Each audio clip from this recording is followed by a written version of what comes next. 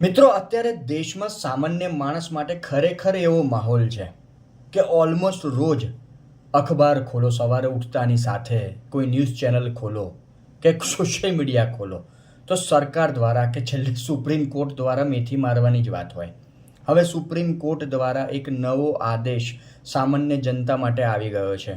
એવું કહી શકાય કે જો તમારા વાહનનો વીમો નથી તમારી પાસે તો તમને પેટ્રોલ પંપ ઉપર પેટ્રોલ નહીં મળે.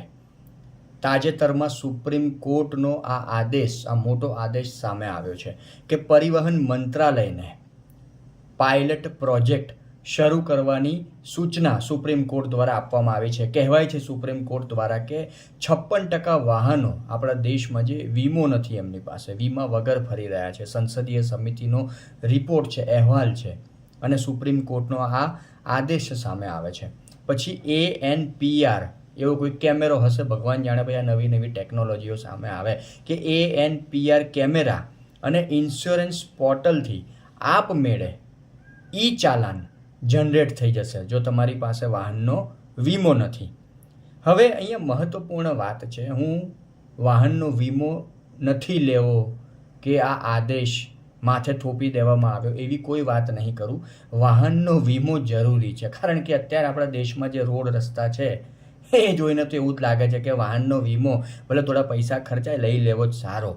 પણ અહીંયા બીજી પણ મહત્વપૂર્ણ વાત એ છે કે આગળ મેં શરૂઆતમાં કહ્યું તે પ્રમાણે રોજ સવારે એક સામાન્ય માણસ ઉઠે અને સરકાર દ્વારા કે સુપ્રીમ કોર્ટ દ્વારા કોઈની કોઈ સૂચના કે કોઈને કોઈ આદેશ આપી દેવામાં આવે, સામાન્ય જનતા ઉપર થોપી દેવામાં આવે.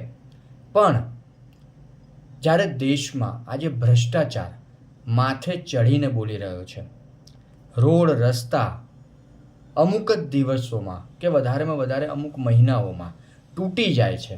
આવા ઘણા કિસ્સા ગુજરાતમાં, દેશમાં સામે આવે છે કે આજે રોડ બન્યો હોય થોડા દિવસમાં તો નવરો થઈ જાય, મહિનાઓમાં તૂટી જાય વધારેમાં વધારે. એવા તો ઘણા કિસ્સા સામે આવે છે. પુલ, બ્રિજ અમુક મહિનાઓમાં ત્યાં ગાબડા પડી જાય, તૂટી જાય. હમણાં નેશનલ હાઈવેની વાતો દેશભરની અમુક સામે આવી કે જે પહેલો વરસાદ પડ્યો એમ જ રસ્તા ધોવાઈ ગયા, ખાડા પડી ગયા, મોટા મોટા ગાબડા પડી ગયા. તો આવી બધી જે વાતો છે દેશમાં, એના ઉપર કેમ સરકાર આ રીતે એક્શન નથી લેતી, આમ સ્પષ્ટપણે, આમ કડક, કે સુપ્રીમ કોર્ટ કોઈ કામ એના ઉપર નથી કરતું કે કોઈ આદેશ નથી આપતું. આની સાથે જોડાયેલા જે લોકો હોય, અધિકારીઓ હોય કે જે પણ હોય, એના ઉપર કેમ આટલું મતલબ સચોટ રીતે કામ કરવામાં નથી આવતું. આ વીમાની વાત બરાબર છે, આપણે લોજિકલી જોવા જઈએ તો બરાબર છે કે વીમો વાહનનો હોવો જોઈએ, એમાં કશું જ ખોટું નથી. પણ વીમા સિવાય પણ સરકાર દ્વારા કે સુપ્રીમ કોર્ટ દ્વારા સામાન્ય જનતાની મેથી મારવાની વાતો જ રોજ સવારે હોય છે, એવું કહી શકાય.